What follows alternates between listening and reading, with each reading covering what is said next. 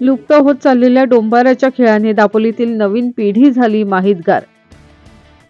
दापोली शहरात सोमवारी लुप्त होत चाललेला डोंबाराचा खेळ दिसून आला। पोटाची खळगी भरण्यासाठी पदोपदी तारेवरची कसरत असलेला हा खेळ येथील या लहानग्या मुलीच्या खांद्यावर तिने घेतलेली कुटुंबाची जबाबदारी, हा संघर्ष हा खेळ दाखवतो। हल्ली हा पारंपरिक असलेला डोंबाराचा खेळ दिसून येत नाही। आतापर्यंत चित्रपटामध्ये पाहिला जाणारा हा डोंबाराचा खेळ आजच्या नवीन पिढीला प्रत्यक्षात अनुभवता आलेला नव्हता। मात्र दापोलीमध्ये हा खेळ दिसून आला आणि नवीन पिढी यामुळे अवगत झाली। हा पारंपरिक असलेला डोंबाराचा खेळ बघणारे देखील आता फार कमी झाले आहेत। कदाचित मोबाईलच्या दुनियेमध्ये ते मग्न झालेले आहेत आणि त्यामुळे या खेळाला मनोरंजनात्मक अशी दाद मिळत नाही।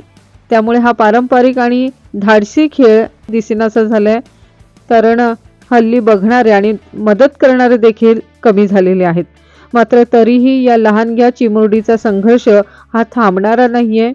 न डगमगता या दोरीवरून तिला चालत राहायचं आणि परिवाराच्या उदरनिर्वाहासाठी पैसा जमवायचाय।